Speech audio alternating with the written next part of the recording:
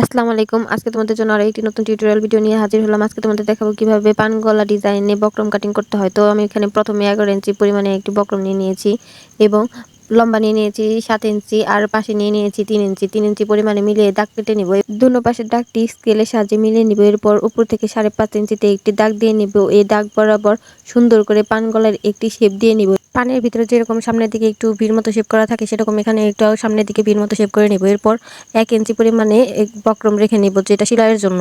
এরপর সুন্দর করে কেচির সাহায্যে দাগ বরাবর কেচি দিয়ে কেটে নিব। আমার ভিডিওগুলো তোমরা যারা দেখছো তারা একটু প্লিজ লাইক করবেন এবং শেয়ার করে দিও। আর ইউটিউব থেকে যারা দেখছো তারা সাবস্ক্রাইব করে দিও। আর ফেসবুক থেকে যারা দেখছো তারা ফলো দিয়ে দিও। আর টিকটক থেকে যারা দেখছো তারা ফলো দিয়ে দিও। আর এই দেখো কি সুন্দর এখন পান গলা শেপ হয়ে গেছে গলাটি আমার। সুন্দর করে এখন আমি যে বাকি অংশটা আছে সেই বাকি অংশ থেকে এখন আমি সুন্দর করে 3 ইঞ্চি পরিমাণে দাগ দিয়ে নিব পাশে এবং লম্বাও দাগ দিয়ে নিব 3 ইঞ্চি। সুন্দর করে দাগ বরাবর স্কেল দিয়ে মিলিয়ে নিব। এরপর 1/2 ইঞ্চি ঢাল রেখে সুন্দর করে গোল গলা শেপ দিয়ে নিব। আর 1 ইঞ্চি একটু কাপড় 1 ইঞ্চি পরিমাণে সেলাইয়ের জন্য বক্রম রেখে নিব।